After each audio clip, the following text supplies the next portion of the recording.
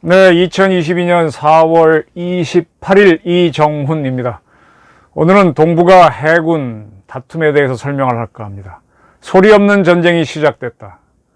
중국 해군 농락하기 위해 동북아로 몰려오는 유엔 해군입니다. 지금 사진이 보이십니까? 여러 신문에 보도됐던 외신 사진인데요.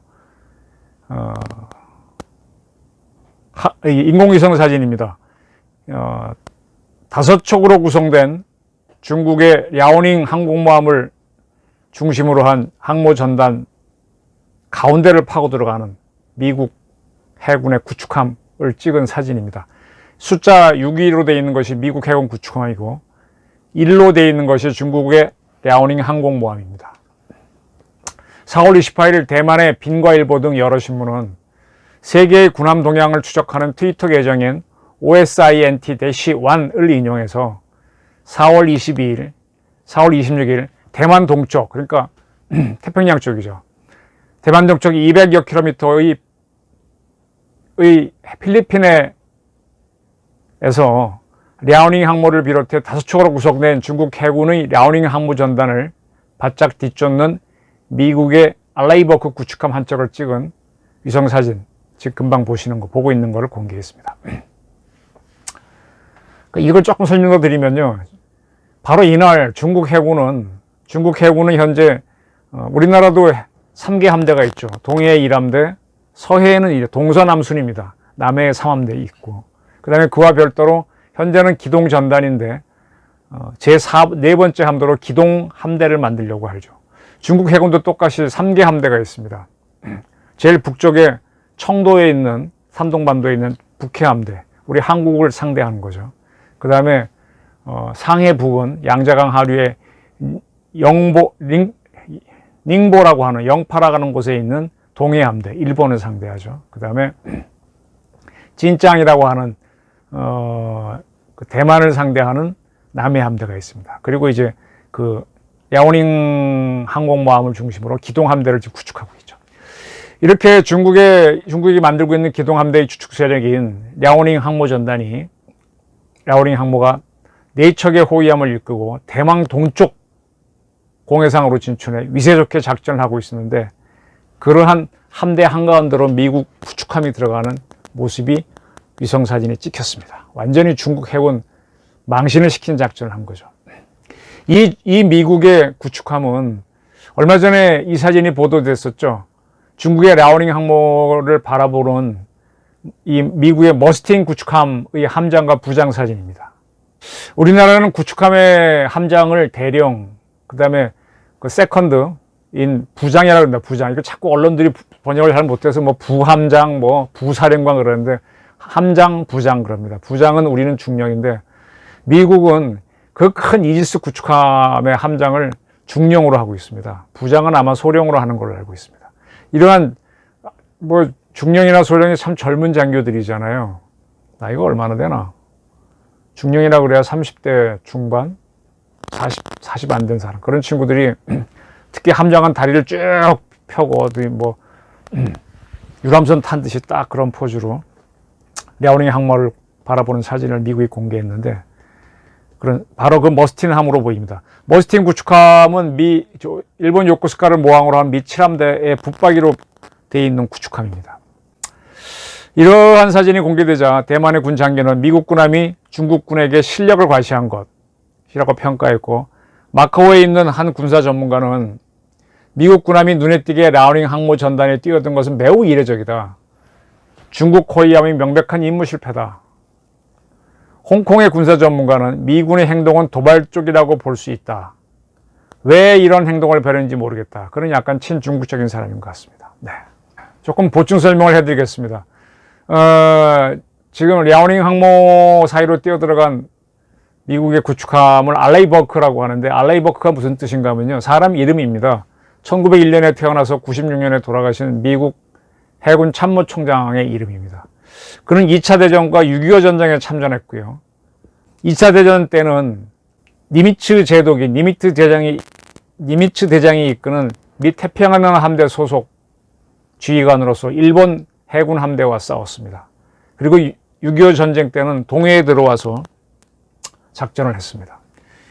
2차 대전이 이제 일본의 항구로 끝나는데, 일본이 항복할 때 보게 되면 돌리틀에 있던 미 육군 항공대 소속의 B-29가 떠가지고 나가사키와 히로시마에 원자폭탄을 떨어뜨리면서 전쟁이 끝납니다. 그리고 그렇게 끝났기 때문에 그 후에 이제 미국의 육군 항공대가 독립해서 공군이 되는데, 그러한 미 공군은 B-29 등 폭격기만 있고 거기서 핵폭탄만 떨어뜨릴 수 있으면 항공모함 필요 없다. B-29에서 항공모함에다가 핵폭탄 떨어뜨리면 항공모함은 다 격침되니까 필요 없다. 이제 공군을 늘려야지 해군 필요 없다. 이런 주장을 합니다. 이렇게 주장이 굉장히 강력해가지고 미 군부가 난리가 났었어요. 그래서 유나이티드 스테이츠, 미국이란 뜻이죠. US 라는 이름으로 새로운 항공모함 만들고 있었는데 그게 바로 중단됩니다. 해군이 굉장히 위기를 맞아요. 항공모함 필요 없다는 논쟁이 나온 거죠. 지금 우리나라도 지금 경항모 건조 안 되니까 항모 필요 없다는 논쟁이 주장하는 사람들이 있는데, 미국도 많이 그런 일이 있었습니다. 그러니까 알레이 버크가 이때 원스탄가 그랬을 거예요. 투스탄가? 제독들을 모아서 이 공군을 지지하는 국방부 사람들에게 대드는 반란을 일으킵니다. 그게 영어로는 Revolt of Admirals, 제독들의 반란이라고 합니다. 굉장히 미국 해군사에서 큰 사건입니다. 이 사건이 굉장히 커가지고 해군이 전체 미 군부, 그 다음에 미 국민들하고 싸운 거죠. 그때 이제 미국이 2차 대전 치르면서 2차 대전 때까지는 해군부하고 육군부가 따로 있었거든요. 해군성, 육군성이 따로 있었는데 그걸 합쳐갖고 국방부를 만듭니다. 초대 국방부 장관은 해군부 장관을 지낸 제임스 포레스탈, 유명한 사람이죠. 이 사람 이름을 따서 그 후에 미국의 포레스탈 항공모함을 만들었죠. 이 장관이, 포레스탈 장관이 국방부 장관이 됐는데 자기의 후배인 해군의 제독들이 반란을 일으켰으니 얼마나 곤란합니까? 그래서 장관을 사퇴하고 나서 이분이 정신병을 앓다가 굉장히 시끄러울 때 자살을 합니다. 그리고 존 셜리번 해군 장관하고 루이스 댄펠드 해군 참모총장은 이 사건 때문에 책임지고, 해군이 워낙 반발을 하니까 전역하거나 또 뭐 자천되고 뭐 난리가 납니다. 알레이 버크, 리볼트, 제독들의 반란을 주도한 알레이 버크는 메가더가 이끄는, 그때 메가더가 일본을 항복시켰잖아요. 극동군으로 좌천돼 갑니다. 그리고 이따가 6.25 전쟁이 터지죠. 50년에 터지니까 그때 그가 투스타였는데, 소장이었는데, 그는 즉각 미국 항모 두 척하고 또 영국, 일본의 항모 한 척으로 편성된 77 타스크포스, 77 기동 함대라 그러죠. 그 부대를 지휘해서 동해에서 작전합니다. 한참 이제 51년부터는 이제 교착전이 돼가지고 지금의 휴전선 부근에서 전투가 거듭됐는데, 그때 동부전선을 책임지는 한국군 최고사령관이 백선엽 1군 단장이었어요. 백선엽 장군이 영어를 굉장히 잘하십니다. 작년에 돌아가셨던가요? 영어를 굉장히 잘했습니다. 그래갖고 이제 친해졌는데, 항상 이제 작전하다가 전화 딱 걸면 또 무전 때리면 알레이 버크 부대에서 그냥 포스를 쏴줬습니다. 그래서 지금 휴전선을 보면요, 38선 부근으로 이제 원래 있던 38선 부근으로 되게 그어졌는데, 동해에서 강원도 쪽은 쭉 올라가 있습니다. 반대로 이쪽 서부전선 개성 쪽은 우리가 뺏겼죠. 저기 옹진반도 좀 뺏겼는데, 왜 동해 쪽 동해안선 많이 올라갔는가 하면은 백선엽 장군이 요청만 하면은 알레이 버크가 한포 사격을 해줬기 때문입니다. 네. 이렇게 이제 6.25 전쟁 때 큰 공을 세웠기 때문에, 또 그 이전에 어쨌든 제독들의 반란을 주도해서 해군의 이익을 지킨 면이 있기 때문에 6.25 전쟁 끝나고 난 다음에 알레이 버크는 소장에서 중장을 되지 않고 바로 대장으로 진급합니다. 92명의 선임자를 제키고 해군 참모총장이 됩니다. 그리고 나서 그는 이제 한국전쟁에 참전했고 일본에도 근무했기 때문에 한국과 일본에 굉장히 애정이 많아가지고 그때 미국이 이제 2차 대전이 끝나고 많은 함정이 남았으니까 그런 함정 32척을 한국에 제공해 줍니다. 거기에 대한 감사로 한국 해군사관학교에는 그의 흉상을 만들었고요. 일본 해상자위대도 이제 6.25 전쟁 끝난 54년 이후에 만들어지는데, 그때도 이 알레이 버크가 많이 지원해 줍니다. 이러한 알레이 버크는 이제 미국이 6.25 전쟁 끝나고 난 다음에 그 유명한 노틸러스, 해저 이말리에 나오는 배 이름을 딴 노틸러스 원자력 잠수함을 최초로 만듭니다. 그 사업을 추진했던 사람이 유명한 리커버 제독인데, 리커버 제독으로 하여금 원자력 잠수함 만드는 사업을 하게 합니다. 성공시키죠. 그 덕택에 미 해군은 잠수함에서 발사하는 SLBM을 갖게 됩니다. 그게 폴라리스라고 하는 SLBM이죠. 그때까지 미 공군하고 육군이 핵전력을 주로 갖고 해군은 핵전력을 못 가졌는데, 원자력 잠수함을 가짐으로 해서 미 해군도 핵무기를 가진 군대가 됩니다. 이렇게 함으로 해서 이제 핵전쟁이 일어나면은, 그땐 소련이죠. 소련이 핵미사일을 먼저 쏘면은 미국 본토는 작살이 나죠. 미국의 핵무기도 다 박살이 납니다. 그럼 미국이 지는데, 그런 순간에 물속에 있던 미국의 핵 잠수함들이 일제히 SLBM을 발사합니다. 그래서 30분 후에 소련도 초토화됩니다. 이걸 이제 세컨드 스트라이크, 제2격이라고 합니다. 2격 능력을 갖췄기 때문에 소련이 미국을 못 때린다. 그래서 밸런스 오브 호러, 공포의 균형이 잡혀서 핵전쟁이 안 일어난다는, 소련의 핵 도발을 억제하는 미국의 핵 전략이 만들어지는 거죠. 이 분명히 아셔야 됩니다. 핵국을 억제하는 방법은 핵으로 하는 방법밖에 없습니다. 미국도 밸런스 오브 호러, 세컨드 스트라이크로 했는데, 지금 대한민국은 핵을 가진 북한을 대화로 어떻게 할 수 있다고 하는 정권이 연속으로 들어서고 있습니다. 국제정책 어디에도 없는 그런 허황된 이론을 갖고 떠들고 있습니다. 그래서 저는 계속 미국의 전술핵을 다시 갖고 오거나 미국의 핵무기를 우리가 사용할 수 있는 핵 공유를 해야 된다는 주장을 하는 겁니다. 자, 그러한 알레이버크를 기리기 위해서 미국이 이지스 구축함을 만들면서 첫 번째 함정 이름을 알레이버크로 이름 짓습니다. 그때 알레이버크는 살아있는 사람이었어요. 알레이버크는 생존 중에 자기 이름을 미국 함정 이름으로 붙인 최초의 인물이 됩니다. 그리고 나서 미국에 지금까지 나온 모든 한 50척, 60척쯤 됩니다. 구축함은, 전부 다 이지스 구축함은 알레이버크급으로 불립니다. 아까 머스틴함이 알레이버크급입니다. 머스틴인지 아닌지 모르니까 그냥 알레이버크급 구축함이 라오닝 항모 전단 사이로 들어갔다, 그렇게 보도하는 거죠. 참고로 미국의 이지스 순양함은 타이콘데라급이라고 합니다. 타이콘데라는 남북전쟁 때 큰 전쟁이 있었던, 큰 전투가 있었던 고지 이름입니다. 타이콘데라가. 그래서 미국의 이지스 순양함들은 타이콘데라급이라 그러고, 미국의 항공모함은 아까 알레이버크가 니미츠 밑에서 2차 대전을 치렀다 그랬는데, 바로 니미츠 해군 제독을 이름을 따서 니미츠급이라 그럽니다. 참고로 설명드렸습니다. 이 머스틴 구축함은 아까 말씀드린 대로 요코스카를 모항으로 한 7함대의 붙박이 함정인데, 가끔은 부산항에도 들어오는 우리한테는 익숙한 배입니다. 이러한 머스틴 구축함에 망신당한 랴오닝 중국 항공모함을 설명드릴게요. 1991년에 끝난 냉전 때까지 소련이 갖고 있던 항공모함은 딱 한 척입니다. 제대로 된 항공모함은. 근데 이 제대로 된 항공모함도 미국 항공모함에 비하면 함재기는 3분의 1밖에 못 싣죠. 초라합니다. 애드미럴 쿠즈네초프 제독함이라고 하는 것이 냉전 때 소련이 갖고 건조한 유일한 항공모함이었습니다. 그리고 2번 함으로 바랴크를 건조하다가 소련이 무너집니다. 러시아가 독립하게 되죠. 그래서 바랴크를 어떻게 처리하지 못하는데 이것이 팔려나갑니다. 이걸 우크라이나에 거쳐서 중국이 삽니다. 중국이 처음에 살 때는 마카오 앞에다가 띄워놓고 해상 카지노 호텔로 쓰겠다는 명분으로 사갖고 와서는 이걸 개조해서 만든 게 지금은 랴오닝 항공모함입니다. 지금 애드미럴 쿠즈네초프를 러시아 해군이 쓰고 있는데, 거기에 수호이 35를 함재기로 올립니다. 중국은 수호이 35를 도입해서 그걸 해체한 다음에 모방해서, 우리말로 발음하면 섬자입니다. 섬멸하다 할 때 섬자.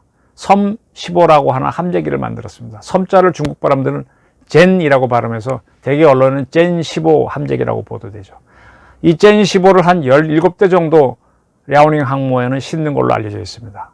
그러나 이 애드미럴 쿠즈네초프하고 중국의 랴오닝 항모는 미국식 항공모함은 30노트로 달릴 수 있습니다. 워낙 엔진이 좋아서. 그렇게 좋은 엔진을 달지 못했습니다. 그냥 일반 큰 컨테이너 배에다 다는 그런 엔진을 달았기 때문에 최고 속도가 20노트가 나오기 어렵습니다. 현재 중국은 랴오닝함 2번 함으로 산동반도 이름을 딴 산동함을 진수했습니다. 랴오닝함이란 뭔가 하면 요령입니다. 요령이 어딘가 하면은 우리 그 북한 압록강 바로 건너가면 중국 요녕성이 있죠. 그걸 딴 겁니다. 산동은 산동반도. 중국에 20몇 개 성이 있죠. 미국에 50개 주가 있듯이 그 성 이름을 따서 붙이고 있습니다. 젠15는 지금 미국이 새로운 함재기로 F-35C를 스텔스기로 만든 걸 지금 사용하기 시작했고, 비스텔스기로 FA-18을 사용하고 있는데, 이 두 기종한테는 상대가 못 됩니다. F-35는 말할 것도 없고 FA-18한테도 못 이깁니다. 그리고 이 젠15는 이지스 구축함 미국에 에서 발사하는 대공 미사일 앞에는 뭐 무방비로 격추됩니다. 그리고 중국의 랴오닝 항공모함은 미국의 이지스 구축함이 대한 미사일을 쏘면 방어하지 못할 걸로 보입니다. 형편없다는 얘기죠. 자, 이러한 자신이 있기 때문에 미국의 이지스 구축함이 랴오닝 항모 전단 사이로 들어가는 겁니다. 근데 여기서부터 제 소설입니다. 이건 누구도 확인 안 해주는데 통상 이렇게 작전하기 때문에 제가 설명을 드린 겁니다. 랴오닝 전단 안으로 미국의 알레이 버크 구축함이 그냥 들어가지 않습니다. 들어갈 때 반드시 째밍을 겁니다. 그냥 들어가면 중국 해군도 겁을 줄 수 있어요. 어떻게 겁을 주느냐? 미사일을 쏠듯이 사격 통제 레이더를 돌려갖고 레이더파를 쏴댑니다. 그러면 이쪽도 막 굉장히 긴장하거든요. 그걸 안 당하기 위해서 거꾸로 전자파를 쏴버립니다. 그러면 중국의 모든 레이더망들이 해군 먹통이 돼버리고 무선이 통신이 안 됩니다. 전자전을 거는 겁니다. 저는 사실 이런 걸 당한 적이 있어요. 한 20년 전에 우리 그때 구축함이 없었지. 호이아민가 타고 독도 바깥 일본 쪽으로 갔는데 저는 몰랐죠. 근데 우리 함장이 그러더만요. 아, 일본에 구축함이 왔다고. 어떻게 하냐 그랬더니 지금 우리 레이더가 먹통됐다 그러더라고요. 딱 일부러 빵 쏘는 거예요. 그럼 먹통됩니다. 그럼 우린 꼼짝 못 하는 겁니다. 상대는 우리를 다 보는데 저쪽은 우리를 다 보는데 우리는 못 보잖아요. 걔네가 쏘면 우리는 한 방에 죽는 겁니다. 그렇게 하면서 접근하는 겁니다. 그 항모전단이 가게 되면은 통상 물속에서는 잠수함들이 붙어서 호위를 해줍니다. 분명히 랴오닝 항모 전단 밑에는 잠수함 전단이 있었을 텐데 그 잠수함을 꼼짝 못하게 했을 걸로 봅니다. 원래 구축함이라는 게 구축이 쫓는다는 뜻이거든요. 영어로는 디스토이, 때려 부순다가 되는데 원래 구축함이 잠수함 잡는 배입니다. 그러면 이 머스틴 알레이버급 구축함은 잠수함 작전도 하면서 들어갔을 걸로 보여요. 그리고 이와 별도로 미국의 원자력 잠수함들이 인근에 와서 중국 잠수함들을 추적합니다. 추적해서 쭉 계속 따라가다 중국 잠수함 보게 되면 어뢰를 쏘기 위해서 핑핑핑 소나를 때리죠. 음파를 때립니다. 그러면 그걸 상대방이 맞으면요, 그게 충격이거든요. 그러면 이 잠수함이 거대한 쇳덩어리잖아요. 쇳덩어리를 망치로 둥 치면은 얼마나 울림이 큽니까? 제가 그 전에 한번 화천에 가면은 평화의 댐이 있지 않습니까? 거기에 평화의 종이라고 있어요. 그 종을 꽝 치는데 그 종 안에 벌레가 들어가 있었어요. 많이 들어가 있는데 벌레들이 막 벌벌 떨고 막 마비가 되고 그냥 그 음파가 굉장히 센 모양이에요. 사람은 견딜만 한데 모르겠어요. 저도 종 안에, 거대한 종 안에 들어가 있는데 밖에서 종을 땅 치면 저도 막 머리가 터질지 모르겠는데 벌레들은 막 거의 마비가 오더라고요. 똑같이 잠수함이 음파를 딱 맞으면 그 진동 때문에 그 안에 있는 사람들은 막 굉장히 괴롭습니다. 막 승조원들이 일을 못하고 아까 레이더가 먹통되고 통신장이 먹통된 함정과 똑같이 잠수함이 무력화됩니다. 이렇게 되면 상대방이 어뢰를 쏘면 바로 죽거든요. 아니면 구축하면서 폭내를 떨어뜨리면 잠수함은 영원한 침몰을 합니다. 때문에 이렇게 되면 잠수함들이 위로 떠오르고 공격하지 마 이렇게 합니다. 항복하는 거죠. 아마 알레이버크 구축함이 랴오닝 함대 전단 사이로 들어갈 때는 미국의 원잠들이 중국의 잠수함들을 이꼴로 만들어 놨을 거라고 저는 추정합니다. 이게 뭐냐? 눈에 보이지 않는 전쟁, 꽝꽝 터지는 폭음이 나지 않는 전쟁이 벌어졌다는 얘기죠. 여기서 중국 랴오닝 함대가 완패했다는 뜻입니다. 자, 이런 보도가 있었습니다. 오는 5월 영국이 F-35 스텔스 함재기를 운영할 수 있는 HMS 퀸 엘리자베스 항공모함을 중심으로 한 항모 타격단, 항모 타격단, 항모 전단 비슷한 말입니다. 를 부산항으로 보내겠다. 우리도 받아들이겠다라는 보도가 있었습니다. 이 영국의 퀸 엘리자베스 항모 전단은 인도 태평양 지역에서 인도양 태평양에서 6개월 동안 다니면서 한국, 인도, 일본 등 40개국을 방문하겠다라고 했습니다. 네. 이게 간단치 않은 내용입니다. 참고로 하나 설명드리겠습니다. HMS 퀸 엘리자베스. 퀸 엘리자베스는 엘리자베스 여왕인 줄 알겠는데 HMS가 뭔지 모르시는 분들이 많은데 영어로 설명하면 Her Majesty Ship. His Majesty 남자한테 그러면 폐하 왕한테 붙이는 존칭이죠. Her Majesty는 여왕한테 붙이는 역시 폐하란 뜻입니다. 그러니까 폐하의 배 뭐 그런 뜻이죠. 그 영국 해군은요, 우리나라 군대는 국군이잖아요. 국립경찰, 국립군대잖아요. 국군이지 않습니까? 영국의 군대는 로열 네이비, 로열 아미, 로열 에어포스입니다. 즉 왕립 해군, 왕립 공군, 왕립 육군입니다. 따라서 그 배들도 왕의 배가 되기 때문에 폐하의 배란 뜻으로 HMS라고 합니다. 그럼 미국의 군함들은 뭐라 그러냐? 미국 군함들은 아까 머스틴 같은 경우 다 USS 머스틴, USS 로널드 레이건이랍니다. USS가 뭔가 하면 United States Ship, 즉 미국의 배란 뜻입니다. 그럼 한국 해군의 배는 앞에 뭘 붙이냐? ROKS를 붙입니다. Republic of Korea Ship. 네. 간단한 설명드렸습니다. 영국은 1997년 홍콩을 반환했습니다. 중국에. 그때 중국은 너무너무 좋아하면서 일국 양제를 하겠다 그랬습니다. 즉 자본주의 체제인 홍콩은 그대로 두고 공산주의 체제인 중국과 양립한 상태에서 통일을 하는 걸로 가겠다 그랬는데 최근 중국 체제를 막 강요하면서 일국 양제를 무력화하고 있죠. 그리고 그때 일국 양제로 통일했을 때 중국은 대만을 향해서 대만도 일국 양제로 통일하자고 막 기염을 통했었습니다. 그런데 지금 97년부터 몇 년 지났나요? 한 20몇 년 지난 지금 중국은 시진핑이 일국이 있는데 1대1로를 하면서 주변국들을 경제적으로 예속시키려고 합니다. 그리고 구단선 9구자에다 단은 이 띠라고, 왜 태권도 1단 2단 할 때 그 단자가 띠단자 몇 띠, 7개의 짧은 띠로 된 선이라는 뜻이죠. 그러니까 띠니까 우리는 점선이라 그러는데 중국 사람들은 단선이라 그러는 모양이에요. 그러니까 9개의 점을 대시 라인이라 그러는데 이 띠로 이은 선을 옛날에 대만이 임의로 남중국해에 그은 게 있는데 그걸 근거로 중국은 구단선 안에 있는 남중국해는 자기네 바다다라고 주장을 합니다. 그리고 최근에는 도련이라고 섬도자에다가 쇠사슬 연자입니다. 영어로 하면 아일랜드 체인이죠. 그거를 임의로 서태평양에 거놓고 그 안쪽에 있는 우리나라의 동해, 황해, 일본과 중국 사이에 있는 동중국해, 그 다음에 필리핀에는 중국의 영향권이 있는 바다다라고 하면서 제해권을 주장하고 있죠. 그리고 그쪽에 들어오는 위험한 협박하는 세력이 있으면 동풍 21 대함 미사일, Anti-Ship Ballistic Missile, ASBM으로 공격하겠다. 동풍 21 같은 거. 그렇게 주장하면서 A2AD, Anti-Ship Area Denial, 뭐 그런 그러니까 반접근 지역 거부 작전을 하고 있죠.